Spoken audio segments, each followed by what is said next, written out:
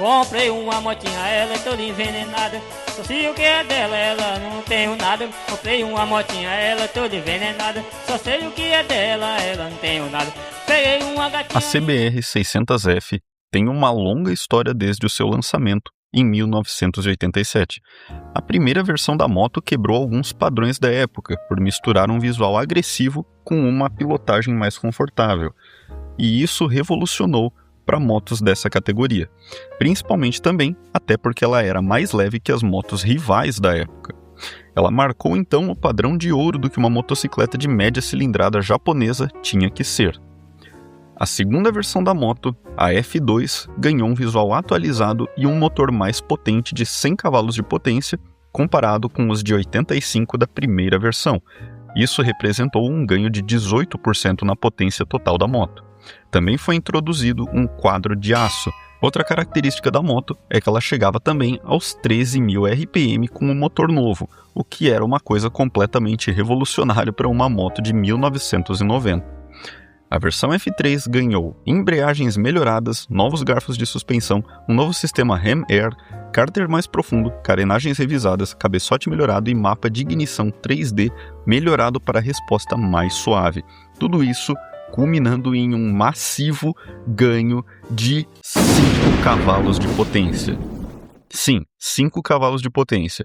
Porém, em uma moto de 600 cilindradas, isso representava muita coisa, até mesmo porque era uma moto que competia, e a Honda queria fazer de tudo para manter essa moto no topo da categoria na qual ela corria.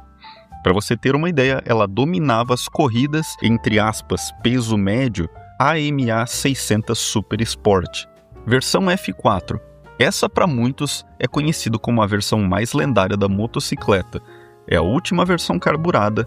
Essa moto veio com mais melhorias que a versão anterior, removendo 7 kg de peso e colocando a potência final da moto em 110 cavalos de potência. O quadro de aço se tornou um quadro de alumínio. As válvulas ficaram maiores, um curso menor de pistão em troca de um diâmetro maior de cilindro e camisa de cilindros novas. E o sistema de Ram Air foi revisado. A suspensão e o sistema de freios também foram revisados. A moto não só veio com todas essas melhorias, porém ela veio com um pequeno segredo. A moto tem uma frase secreta dentro da carenagem superior, que diz Dedicated to Super Evaluators Dirk Vandenberg and Joseph Boyd, que é uma homenagem para os desenvolvedores da Honda que morreram na fase final de testes da moto. Agora, não há documentação explícita de como o acidente ocorreu, porém Joseph aparentemente estava fotografando a moto enquanto ela estava sendo pilotada por Vandenberg. Tudo isso ocorreu na Willow Springs Raceway, em Rosamond, Califórnia. Vandenberg também morreu neste mesmo acidente. E para finalizar essa sequência, veio o modelo F4i, que surgiu em 2001 para manter o modelo em linha com os controles de emissões impostos globalmente, substituindo finalmente os carburadores da moto com o sistema PGM-FI, que significa Programmed Fuel Injection, que deu uma resposta mais suave na moto e manteve ela de acordo com as normas de emissões. Ela também veio com um design reformulado para um visual mais agressivo que os modelos anteriores. Em sequência também tivemos o modelo CBR 600RR, porém como é um modelo de categoria mais esportivo e não está incluso nos modelos da categoria F, eu não vou comentar muito sobre ele, porém ele existiu, só que era um modelo mais focado em esportividade. Então a gente teve o retorno dessa motocicleta em 2011, com base no modelo da Hornet, porém com semiguidões, suspensões ajustáveis e carenagem integral, até ela ser substituída finalmente pela linha 650 por volta de 2014. Agora, essa moto foi avaliada no frio, no calor, na chuva, no sol, no dia, na noite. Então, depois de mais de 2.000 quilômetros andando com essa moto e alguns meses de posse, eu acho que eu posso com confiança falar que eu tenho fundamento para poder avaliar esta moto. Porém, antes de iniciar a avaliação, eu só gostaria de mostrar algumas das coisas que eu mudei nessa moto depois que eu comprei ela usada. Troquei o manete da embreagem que estava quebrado por um manete que está inteiro e muito mais bonito. Troquei o pisca da moto, que era um pisca de LED muito fudidão, por um pisca mais parecido possível com o original, porque eu acho o original mais bonito. E o traseiro ficou assim, bonitão também. Troquei o apoio de pé, do piloto por um apoio de pé mais robusto. O que tinha anteriormente na moto, não sei se era original, mas era muito feio esteticamente, tinha um acabamento meio estranho, e esse aqui tem 2 parafusos que se assentam dentro do alumínio. O outro era um parafuso com cabeça redonda que ficou meio esquisito, e eu achei aquilo lá meio estranho, além de não ter o limitador. O limitador foi o principal fator pelo qual eu troquei o apoio. Esse aqui tem o limitador e está bem mais cromado e bem mais bonito. Eu digo cromado, mas eu acredito que seja só alumínio polido mesmo. Essa moto aqui, não sei se você consegue ver agora, tem 4 coletores saindo aqui, né, que são esses tubos que vêm aqui do motor, e tem também uma marmita, que é conhecido também o nome do catalisador, que é aquele elemento ali atrás, ó, que tem aquele furinho lá, ó, que não se apoia em nada. Desculpa a sujeira, mas é o catalisador. Antes era só coletor direto para a ponteira, o que também é conhecido como escapamento direto. E assim, o som fica muito legal, só que também dá muito problema com a polícia aqui na região onde eu moro. Então essa foi a decisão mais esperta para mim. Eu troquei a corrente da moto, e somente a corrente da moto, por uma corrente nova, porque a corrente do antigo dono estava totalmente esticada e já estava no limite ali do trocar corrente. Você está vendo que tem umas pequenas marcações ali em cima do trocar corrente? Então, a do antigo dono já estava na última. Então eu troquei a corrente. Agora, isso é a decisão mais sensata? Não se troca a relação toda antes de trocar só a corrente? De fato, sim, esse é o caso. Porém, nesse caso aqui eu troquei só a corrente porque não apresentava desgaste aparente tanto na coroa e nem no pinhão quando eu tirei os elementos ali da frente, no caso, né? Não apresentou nenhum desgaste excessivo e eu julguei mais econômico e fazendo mais sentido trocar só a corrente e resolveu o meu problema. Então, eu vou falar um pouco sobre essa moto aqui de uma maneira bem breve, principalmente sobre ergonomia. Ergonomia implica no quê? Ergonomia, para engenharia, em termos de engenharia, é principalmente conforto para o usuário. Isso representa o quê? Representa não só o conforto em termos de banco, mas representa também conforto em termos de acessibilidade. Acessibilidade como? Acesso a manetes, botões e pedaleiras. Numa moto seria mais nesse contexto. O assento de uma moto esportiva, como vocês devem imaginar, o conforto não é dos melhores para motos, para grandes viagens. E a CBR 600F não poderia ser muito diferente. Mesmo apesar da característica que as pessoas chamam ela de estradeira, ela não é especificamente uma moto confortável. Ela faz uma ponte entre o meio termo, né? Não é um banco separado, não tem aquela divisória.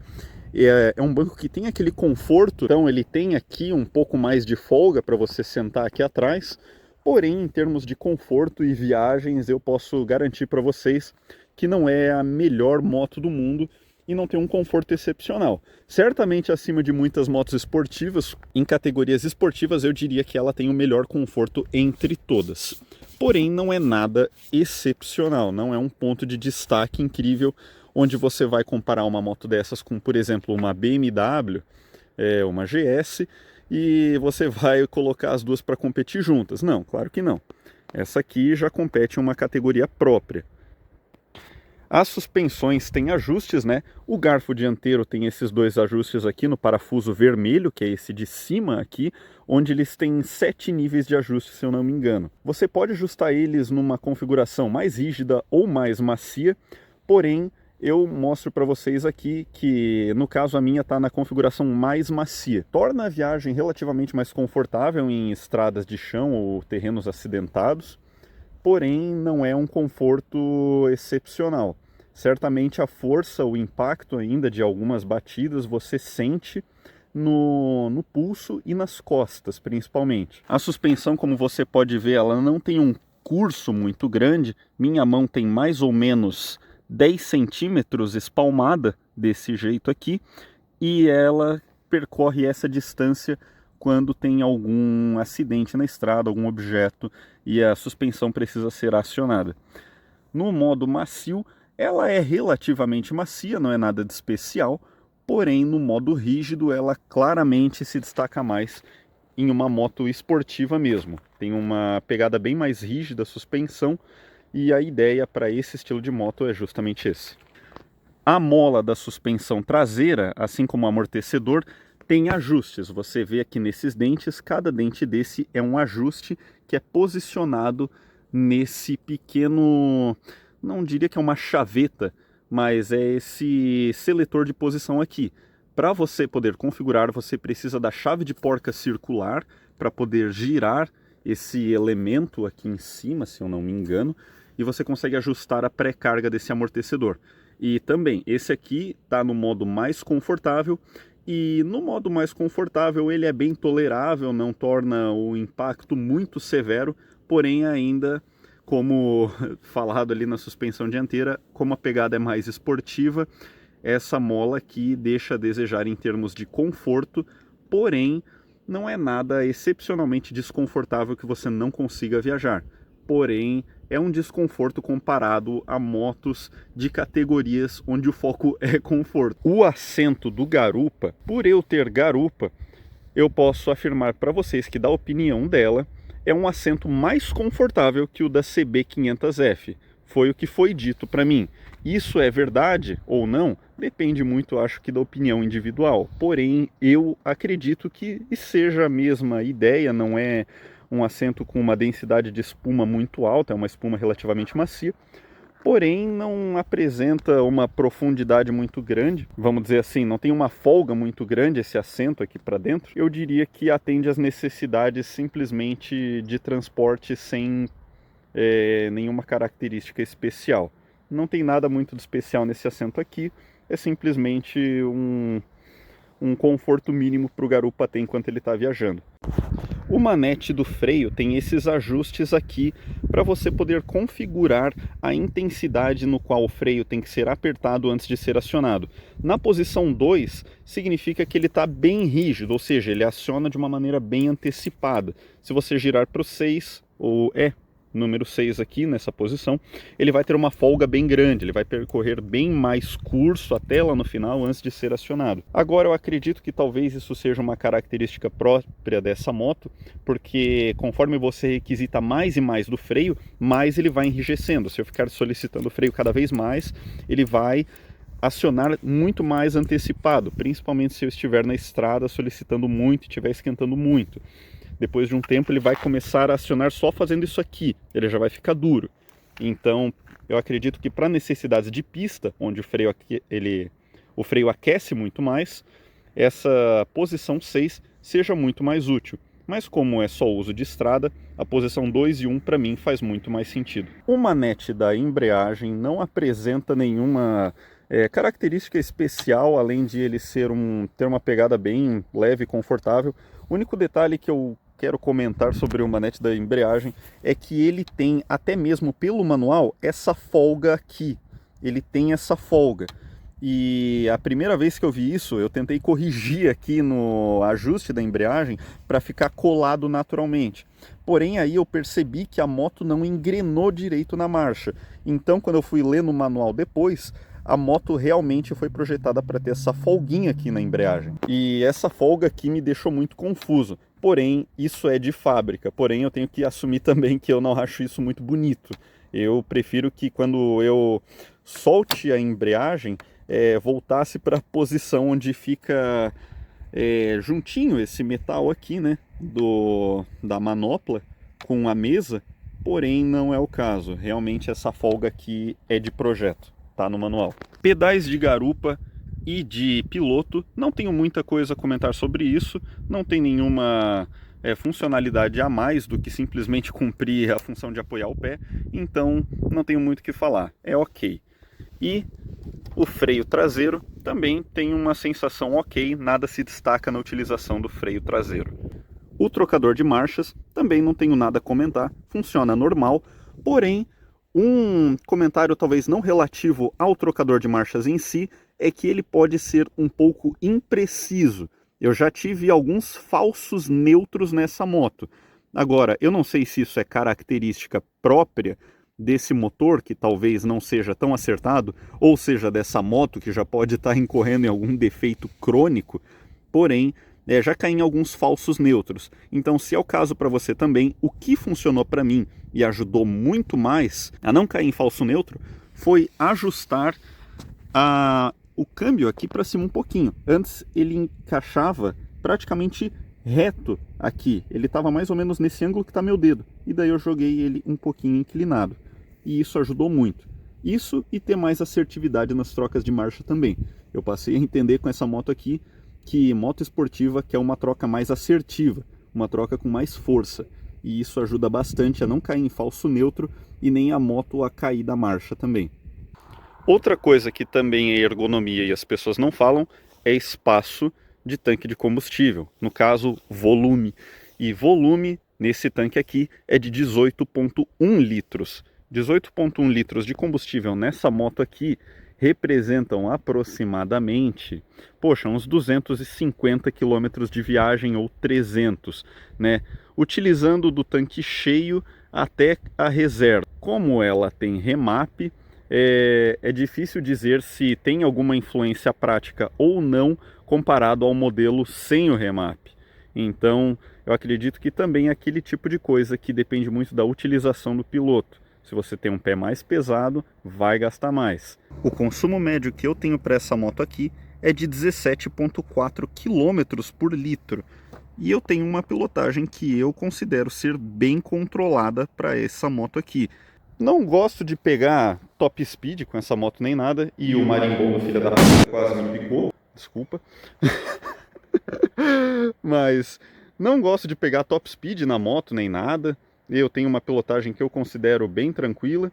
E, para mim, 17,4 km por litro numa moto esportiva, 4 cilindros, 600 cilindradas, olha, para mim, tá ótimo.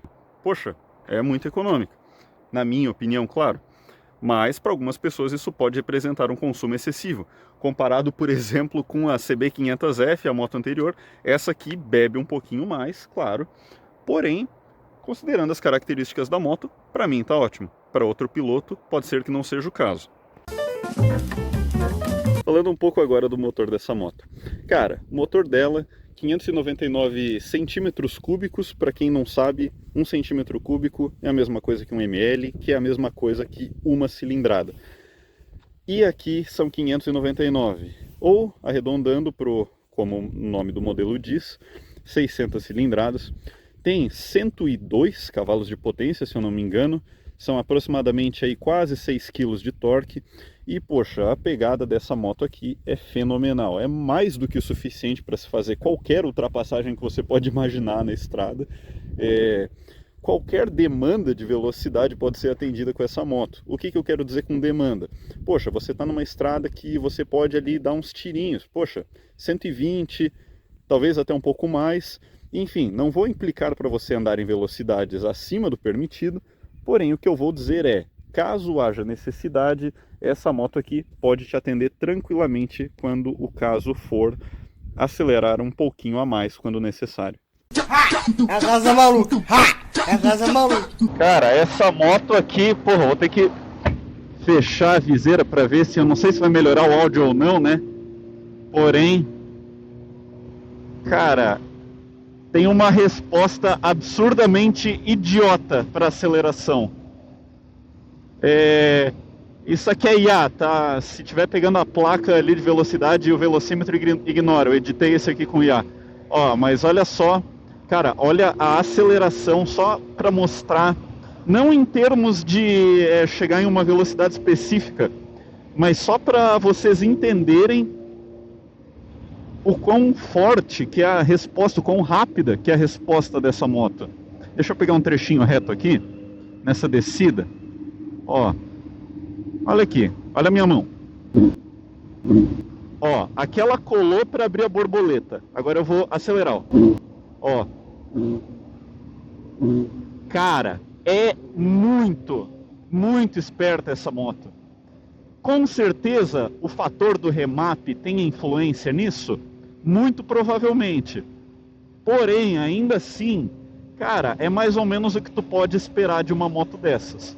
A moto tem fôlego suficiente até para cima de ali mais ou menos 9.000 a 10.000 RPM quando ela atinge o pico da sua potência e torque, no caso o pico de entrega de potência e torque, e ela faz fenomenais 250 km por hora para cima.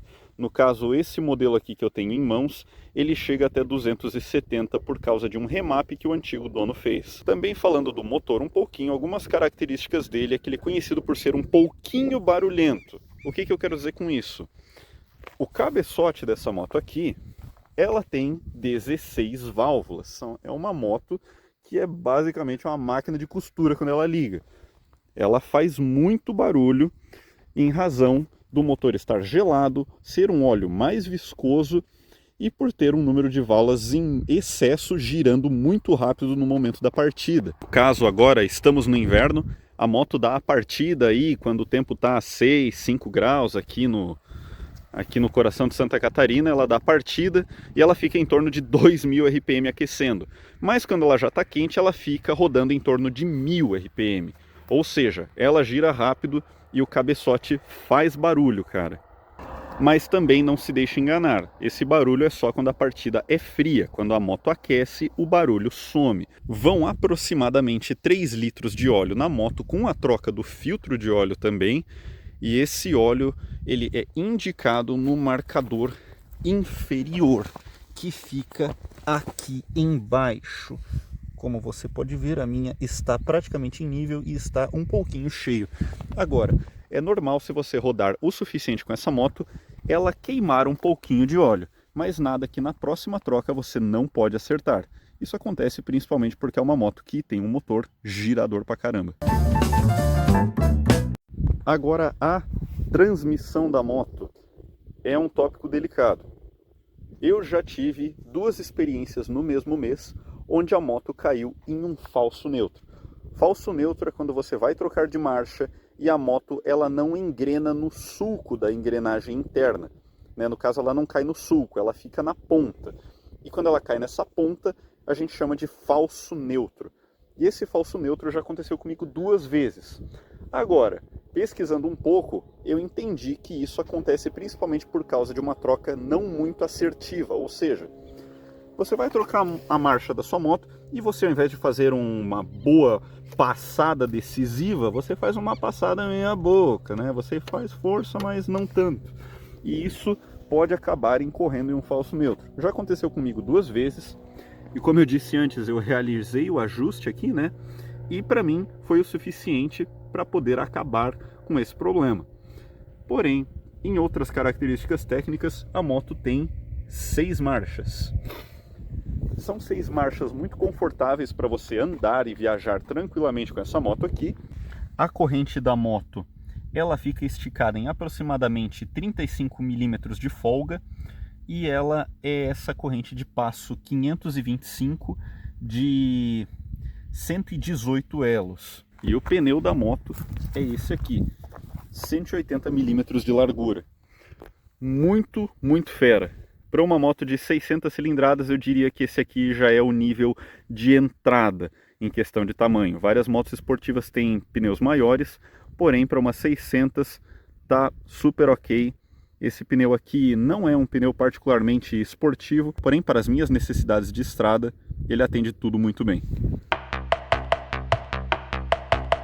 Agora, eu tô gravando esse trecho depois de já ter gravado o vídeo para falar um pouco do design da moto. Agora, esse trecho ele contém opinião, ou seja, muito do que eu vou falar aqui não é com base em nenhum curso técnico de design automotivo, não tem nada muito estudado por trás disso, é só coisas que eu vi na internet que as pessoas falaram do design e muito também do que eu acho dessa moto. Então eu acho que a primeira coisa que eu quero começar falando é da geometria do design da moto. Primeiramente, eu acho que é melhor explicar por que eu vou falar do design. Assim, imponência visual é uma coisa que na moto as pessoas talvez não param para pensar, mas é uma coisa interessante. Ou talvez as pessoas não pensam do jeito... As pessoas não pensam nisso de um jeito consciente. O que eu quero dizer? Quando a gente procura uma moto que a gente acha legal, geralmente a gente está procurando motos com visual agressivo. aquela coisa imponente que é, poxa, cheia de ângulos retos e que parece que tem uma cara de mal. Então, isso que eu quero dizer com design imponente. Falar sobre design é interessante, ainda mais nessa moto aqui, que é uma ponte entre uma moto esportiva e uma moto estradeira. Então vamos falar um pouco disso. Vamos falar da geometria dessa moto primeiro. Essa moto, ela puxou um pouco ali do design dos anos 2000, que é quando as formas geométricas começaram a se arredondar mais. Já não é mais aquela coisa retrô, com aqueles faróis. Sabe aquele estilo de farol que parece que é cheio de linha dentro? Não, o farol ali é mais claro, a geometria de farol já é mais definida, não é só um quadrado padrão ou um objeto meio só de geometria indefinida. As coisas começaram a tomar uma certa proporção e uma definição, porém ainda era tudo meio arredondado. E eu acho que essa moto, a CBR, ela herdou muito isso da Hornet, porque foi com base no design da Naked que surgiu essa carenada. Então veio muito disso ali, essa herança que essa moto carrega geometricamente falando. Até o farol ali. O farol é uma coisa muito controversa. Muitas pessoas não gostam do farol dessa moto. Eu, particularmente, não sou o maior fã do design do farol da moto. Assim, não ficou incompatível com o estilo da moto? Eu acho que não. Porém, ficou uma coisa diferente. Eu não vou falar que ficou feio. Na minha opinião, não ficou o melhor dos dois mundos. Mas eu entendo de onde as pessoas vêm quando elas não concordam com o design do farol da moto ali. As carenagens, elas não são que nem hoje em dia. Hoje em dia tudo é mais reto, tudo tem ângulo definido, tudo parece aqueles... Hoje em dia a geometria das motos, elas parecem remeter muito mais àqueles veículo de caça, jato de caça, que tem todos aqueles ângulos retos, cheio de canto. Então, as motos hoje em dia parecem muito herdar isso. Um jeito bom de visualizar isso pensa na Lamborghini. Olha ela como ela começou a ser depois ali de 2010, 2011. Tudo virou ângulos retos, coisas muito mais definidas. Tanto que se você olhar hoje para um veículo que tem essa geometria mais definida, parece um veículo muito mais moderno do que um veículo que é mais arredondado. Então, se trata de uma mudança de época, vamos dizer assim. Todos os designs têm uma certa época. E a que a gente vive hoje em dia é o design de geometria mais definida. Então, com certeza, voltando para a CBR, né, já virou um design mais defasado, vamos dizer assim. Já não é uma coisa tão moderna, remete mais àquele tempo ali de 2000, 2010, que é justamente a origem da moto. Foi com base nesses designs ali, naquela época que ela surgiu. Vamos falar das cores também. Cor é uma coisa interessante. Essa moto aqui, ela tá cheia de cores diferentes, principalmente a minha, que tem o escape esportivo ali, mas eu não vou entrar no detalhe do escape porque o original ele é compatível ali com o esquema de cores da moto. O escape que eu tenho ali tem um pouco de azul e isso tira um pouco do foco. Mas enfim, se você olha para minha moto, o que você vai ver ali é que ela é branca. Mas poxa, você vê uma moto branca no meio de tudo aquilo ali?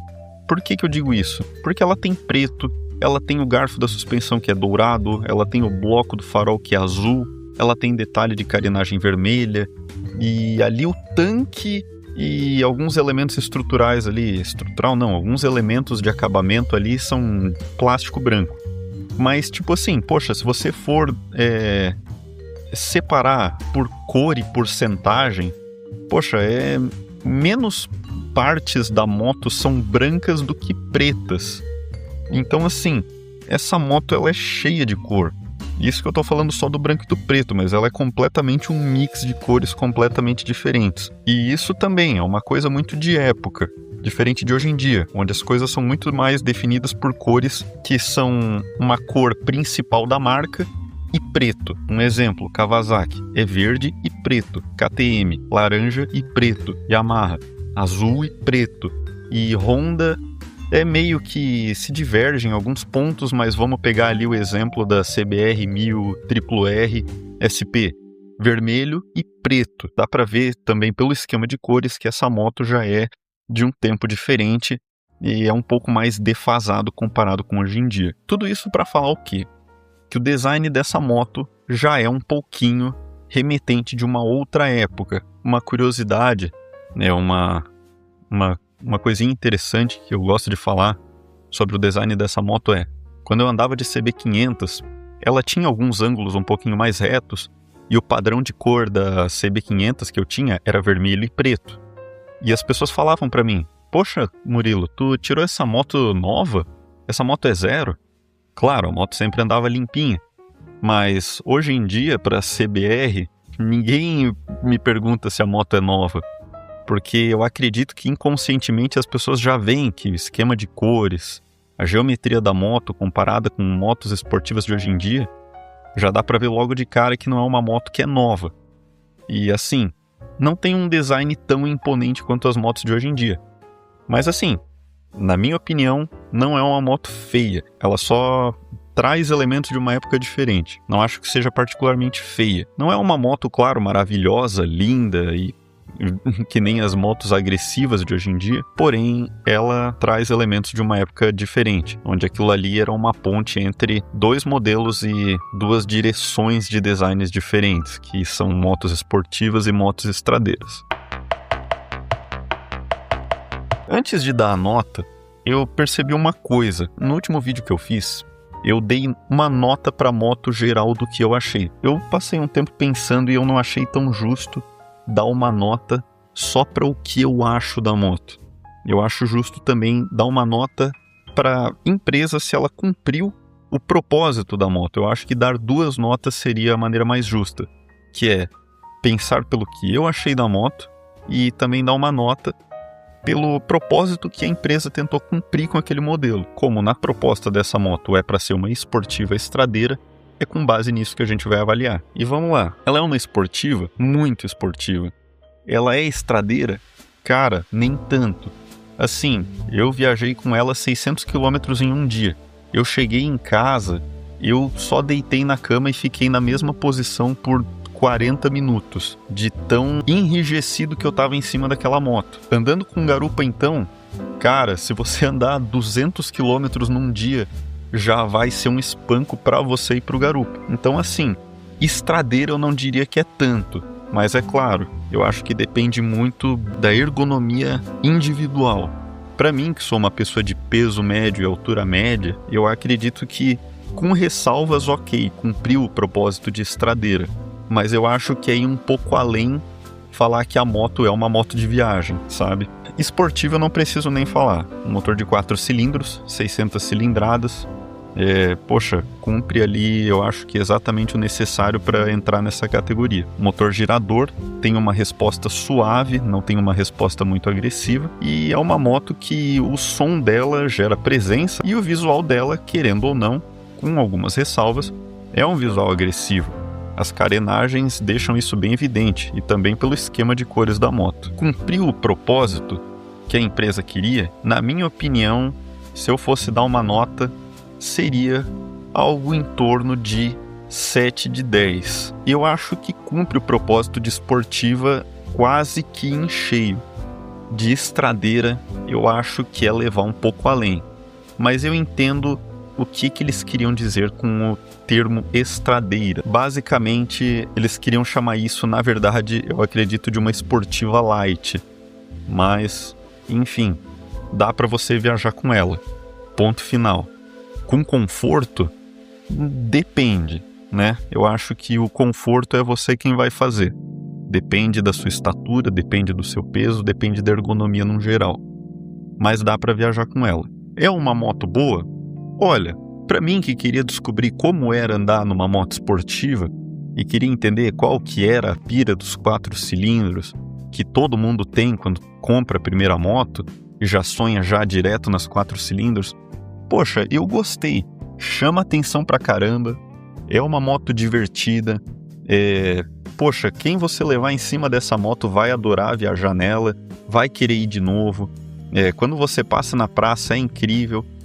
Porém, eu também tenho o desejo de viajar longe com a moto. Eu não acho que a moto tem que ser uma moto parada, que só anda na praça, dá voltinhas curtas. Eu acho que moto, a ideia justamente é viajar, é ir longe. E aqui a gente está falando de uma moto que não vai ser usada para serviço, não vai ser usada para trabalho. Então a gente já exclui quem está procurando uma moto para cumprir outro propósito que não seja viajar, andar e ir o mais longe possível. E eu acho que nesse termo ela já não está tão direcionada. Porém, só pelo fator esportividade, diversão, que eu acho que é o principal numa moto que você compra por hobby, o fator diversão dessa moto aqui é altíssimo. É muito divertido, é muito legal e, poxa, é muito bacana. Deixa a desejar no quesito viagem, que era uma parte da proposta dessa moto.